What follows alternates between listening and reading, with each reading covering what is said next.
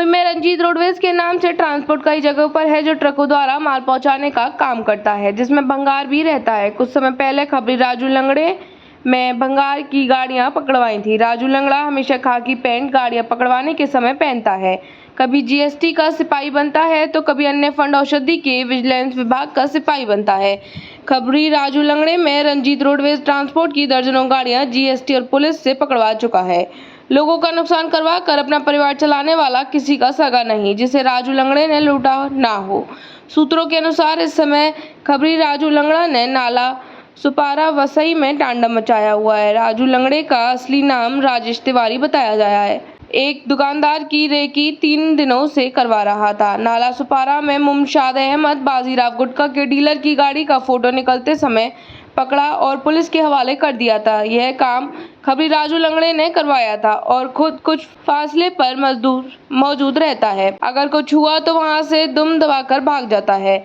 अब शुरू होती है प्रतिबंधित महाराष्ट्र में, जहां एक तरफ सभी प्रकार के गुटखों के बेचने पर प्रतिबंध लगा हुआ है, वहीं महाराष्ट्र के नाला सुपारा से लेकर मुंबई के हर क्षेत्र में माफियाओं के द्वारा गुटखा लाकर पान की दुकानों पर गुटखा बेचा जा रहा है। इन गुटखा माफियाओं को ना तो सरकार का डर है और ना ही पुलिस का। हालांकि जब वे पकड़े जाते हैं तो उन पर गुटखा प्रतिबंध अधिनियम 188, 272, 273, 328 के अलावा एफडी अधिनियम की भी धाराएं लगाई जाती हैं। इसके बावजूद भी गुटखा माफिया सक्रिय है। खबर के मुताबिक नाला सुपारा में गुटखा माफियाओं की कालाबाजारी बड़े पैमाने पर चल रही है। मुमशाद अहमद बाजीराव नामक गुटखा माफिया नाला सुपारा पूर्व और पश्चिम में गुटखा सप्लाई करता है। वहीं मिस्टर भाई भी गुटखा बेचता बाजीराव गुटखा का डीलर है। पिंटू राय का भी गुटखा सप्लाई का धंधा है। उमेश मुमशाद अहमद की MH4AF 8950 super carry MH48A9101 Tata S MH48 विजेट 0832, इसके अलावा 4 और गाड़ियां हैं, जिससे मुमशाद अहमद बाजीराव गुटखा नाला सुपारा पूर्व में सप्लाई करता है। नाला सुपारा पूर्व का मुमशाद बाजीराव गुटखा का डीलर है की खबर 18 जून 2024 को प्रकाशित की थी। इससे पहले लिखित शिकायत 10 जून 2024 को मुख्यमंत्री महाराष्ट्र मीरा भाईंदर, विरार पुलिस आयुक्त, एफडीए आयुक्त विजिलेंस, एफडीए अतिरिक्त आयुक्त, एफडीए ठाणे और पुलिस आयुक्त परिमंडल 3 वसंत नगरी के अवला पेलहार पुलिस थाने को दी गई है। अगर प्रकाशित करने के बाद से मुमशाद अहमद और मिस्टर भाई कई प्रकार की धमकियां देने के अलावा किडनैप करने की धमकियां लगातार दी जा रही हैं, जिसकी लिखित शिकायत मुख्यमंत्री से लेकर पुलिस आयुक्त परिमंडल 3 वसंत नगरी में की गई है। अगर हमारे साथ कोई भी अनहोनी होती है तो इसकी जिम्मेदार मुमशाद अहमद और मिस्टर भाई होंगे। लगभग एक हफ्ते से ज्यादा गुटखे के खिलाफ लिखित शिकायत दे कार हो रहा है। अभी तक अन्य एंड औषधि के अधिकारियों ने अभी तक कोई भी कार्रवाई क्यों नहीं की, संशय का विषय बना हुआ है। इस समय राजू लंगड़े का आंका बना हुआ है। राहुल तिवारी गुटखा विक्रेताओं के गोदाम राजू लंगड़े को दिखाने का काम करता है। बाहर के व्यक्ति को नाला सुपारा में किसका गोदाम कहाँ है क्या पता। राहुल तिवारी जिसके भी पास से गुटखा लेता है तो लाजमी है कि उसका गोदाम राहुल को पता होगा। राहुल जिससे गुटखा लेता है उसी के यहाँ अधिकारी क्यों जाते हैं, यह सोचनीय मुद्दा है। सीईटी परीक्षा में महाराष्ट्र से टॉप करने वाले छात्रों के घर पहुंचे जनसेवक गोपाल शेट्टी। गणेश भगवान की प्रतिमा और पुष्पगुच्छ देकर किए छात्रों को सम्मानित। मुंबई सीईटी परीक्षा में पूरे महाराष्ट्र में प्रथम रैंक हासिल करने वाले छात्रों के घर पहुंचे जनसेवक पूर्व सांसद गोपाल शेट्टी। गोपाल शेट्टी ने दोनों छात्रों को बुद्धि के दाता भगवान श्री गणेश की प्रतिमा देकर व पुष्पगुच्छ साल श्रीफल देकर सम्मानित किया। इस मौके पर गोपाल शेट्टी ने दोनों छात्रों के माता पिता को भी सम्मानित करते हुए उन्हें बधाई दी। आपको बता दें कि महाराष्ट्र सीईटी परीक्षा के परिणाम घोषित हुए हैं, जिसमें मुंबई के कांदिवली गोकुल नगरी सोसाइटी में रहने वाले मोक्ष पटेल और कांदिवली लोखंडवाला अनीता बिहार सोसाइटी में रहने वाले प्रवण अरोड़ा ने महाराष्ट्र राज्य में प्रथम स्थान प्राप्त किया है। ये दोनों छात्र कांदिवली के 42 जेईई नीट प्राइवेट क्लास संस्थान के छात्र हैं। इस मौके पर बियानी क्लासेस के प्रबंधक व गुरु यश बियानी और उनके सहयोगी को गोपाल शेट्टी ने साल पहनाकर स्वागत सम्मान किया है। मेरे माता पिता मेरे गुरुजनों ने मेरे को मेहनत करने के लिए प्रेरणा दी है और उन्होंने मेरी मदद भी की है। उन्होंने मेरी पढ़ाई में ज़्यादा मदद की है और पूरा ये 2 साल तक 11वीं और 12वीं में इसके लिए पढ़ाई की है मैंने, तो ये रैंक काफ़ी पता था कि मेरा रैंक अच्छा आएगा, बट टॉप आएगा ये थोड़ा-सा एक अच्छा सरप्राइज़। और मेरा दोस्त दोनों का जब टॉप का रिजल्ट साथ में आया तो हम दोनों साथ में ही थे। हम लोग बहुत खुश हुए सारे। अब मेरे सारे सर लोग को मैंने कॉल करके भी बताया, पेरेंट्स को भी बताया, हम लोग बहुत खुश थे घर पे। अलग-अलग एग्ज़ाम। हम सारे तीनों ही गुरु हम सातवें आसमान पर हैं। हम ऑलरेडी एक्सपेक्ट कर रहे थे कि ये बच्चे कुछ बड़ा करेंगे अपने जीवन में। जितना 2 साल के कार्यकाल में इन्होंने अपनी जान फूँकी है, इन्होंने जिस तरह से दिन और रात एक करके पढ़ाई करी है, ये बाकी हमारे आने वाले बच्चों के लिए प्रेरणा है। हमारे इंस्टीट्यूट का नाम रोशन किया है, अपने माँ-बाप का नाम रोशन किया है। आज इन बच्चों को देखते हैं और पिछले 2 सालों को याद करते हैं तो हमें महसूस होता है कि मेहनत का परिणाम कितना सफलतापूर्वक और कितना मीठा होता है।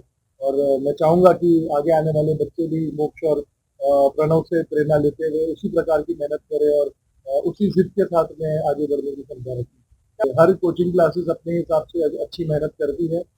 सब अपने घर से यही सोच के निकलते हैं कि आज 2 घंटे में हमें बच्चों को क्या-क्या पढ़ाना है, लेकिन बस वही है कि हमने कुछ ज़्यादा मेहनत कर दी, हमें बच्चों ने हमारा साथ दे दिया, इनको रात को 1 बजे भी बुलाया तो आए, सुबह 6 बजे भी बुलाया तो आए। तो खाली गुरुओं का काम नहीं होता, एक गुरु और शिष्य का दोनों का सहयोग एफर्ट होता है इसमें और ये एफर्ट्स के बाद में हम खुद अपने आप को आगे किसी दर्जे के शिक्षक मानना चालू कर दिए हैं। ये रिज़ल्ट निकालना आसान नहीं था और अब जब निकला है तो हम इसको बहुत धूमधाम से सेलिब्रेट भी करेंगे।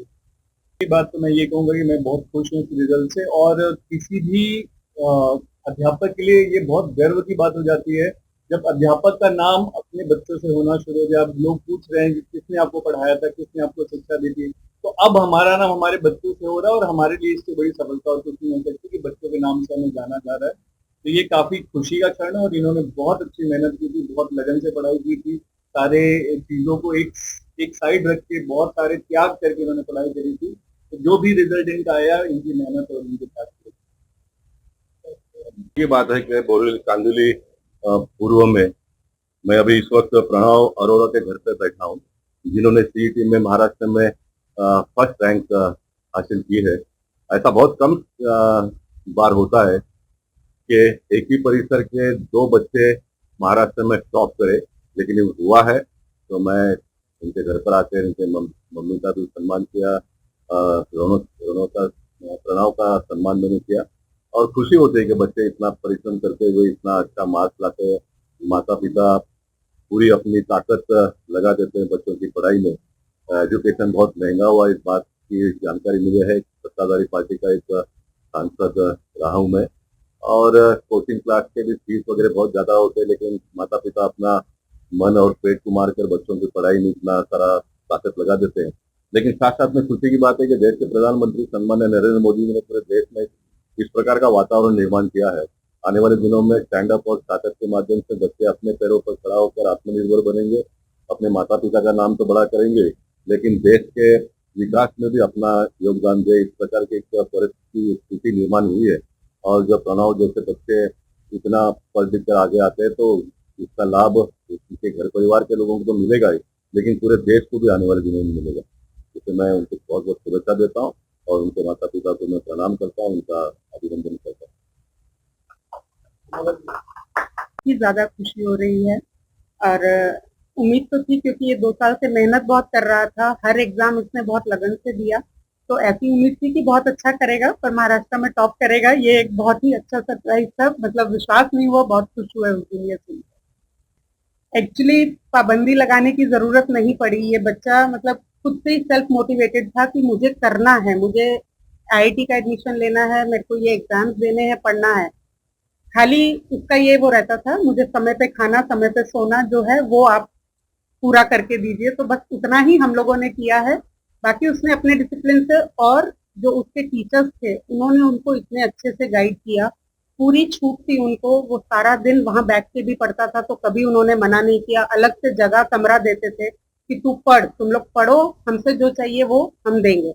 तो उनके मदद से और उनकी गाइडेंस से भी इसने सब अपने आप से करता गया और आगे हाँ जी, मतलब वो एक सोशल मीडिया क्या हो गया है, एक जरूरत भी बन गई है और नुकसान भी करता है, क्योंकि बहुत सी चीजें होती थी, बच्चे बोलते हैं ऑनलाइन ही मिलती है या हमको ये चीज जो है ऑनलाइन में पढ़नी पड़ेगी या हमारे पास तो होता था। कभी वो थक के वो करता था तो उसमें भी थोड़ा सा टाइम देता था कि अब मैं पढ़ के थक गया हूँ तो मैं थोड़ा सा टाइम इसमें दूंगा, बट ये है किया पर कंट्रोल उसमें किया उसने। ऐसा मैं नहीं बोलूंगी कि बहुत ज्यादा उसको रोकने की जरूरत है।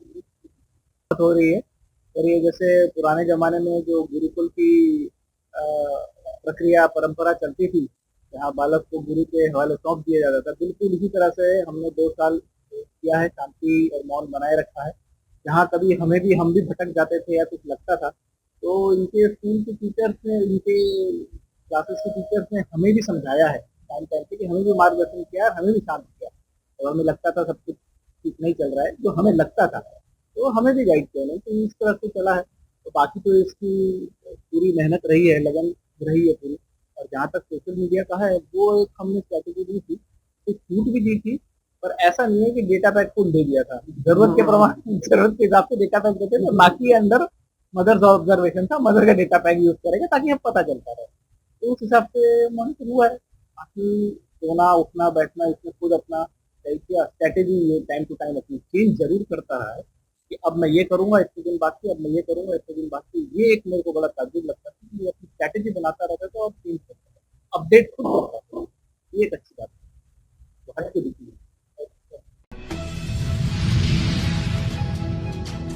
मुंबई के दहिसरपुर पाटीदार हॉल में गौर गरीबों के आमदार प्रकाश सुर्वे काशी विश्वनाथ यात्रा के लिए जाने वाले लोगों के लिए मार्गदर्शन शिविर का आयोजन किया गया। विद्यालय प्रकाश सुर्वे और तारामती चैरिटेबल फाउंडेशन द्वारा मागाठाणे विधानसभा के लोगों को काशी विश्वनाथ दर्शन की यात्रा कराई जा रही है। महाराष्ट्र में विधानसभा का चुनाव होना है, जिसके लिए ये तैयारियां की जा रही हैं। इस मार्गदर्शन में स्थानिकों के साथ शिवसेना के पदाधिकारियों के कार्यकर्ता भारी संख्या में उपस्थित थे।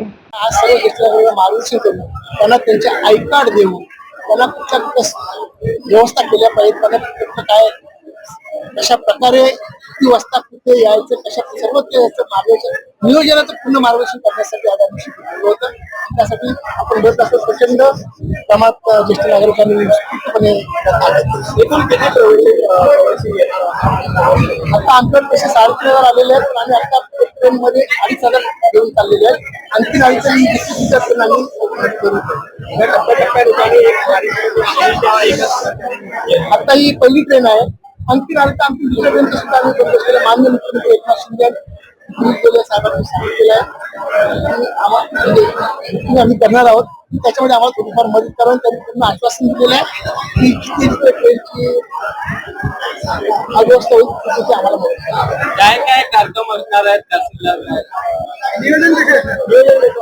नियोजन म्हणजे डॉक्टर्स सुद्धा आम्ही बरोबर घेतलेले आहेत, नर्सेस बरोबर घेतलेले आहेत, पॉलिशवाले सुद्धा बरोबर घेतले आहेत, काय काय सुद्धा घेतले, औषधांचा पूर्णपणे पुरवठा घेतलेला आहे, त्यांना त्या ऊन लागून होऊन त्या देणार आहोत।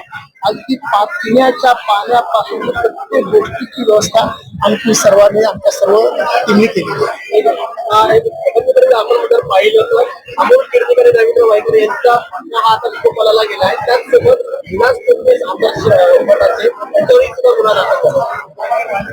तो राजकीय प्रश्न आहे, त्यामुळे मी त्याबद्दल आता काय बोलू इच्छित नाही। माणसाने आपली हार पचवायला शिकलं पाहिजे, थोडंच मी याच्यातून सांगेन। आजचा प्रश्न आहे माझा काशीनाथचा, लोकांचा जो आस्था जीवनाचा प्रश्न आहे, जो आयुष्यात एकदा तरी काशी विश्वेश्वर दर्शन झालं पाहिजे, वर्गेमध्ये गेलं पाहिजे, त्याच्या बाबतीत येणाऱ्या निवडणुकीत विधानसभाच्या निवडणुकीला अजून 6 महिने आहेत, त्यामुळे निवडणुका लागतात, खासदार निवडणूक आमदार कॉर्पोरेशन त्या होत राहतील, पण जनतेची सेवा हीच ईश्वर सेवा आणि ज्येष्ठ नागरिकांची आई वडिलांची सेवा हीच खरी ईश्वर सेवा। परमेश्वर सुद्धा आई वडिलांच्या सेवेसाठी स्वतः हजर राहतो, हे याच्यात आम्ही आई वडिलांची सेवा करतो। हा यात्रा विधानसभेची तयारी आहे का? हे आता तुम्हाला बोललो, विधानसभा येईल, कॉर्पोरेशन येईल, आता खासदार घेऊन आमच्या विधानसभेला अजून 6 महिने आहेत। विधानसभेची तयारी असते, मी 2 महिन्यापूर्वी गेलो असतो। तसं न करता आम्ही दर मागच्या वेळी ट्रिप केली होती, आता सुद्धा लोकांनी मला समजून जनतेने आमच्या विनंती केली तर आम्हाला काशी विश्वनाथ दर्शन घ्यायचं म्हणून मी यात्रा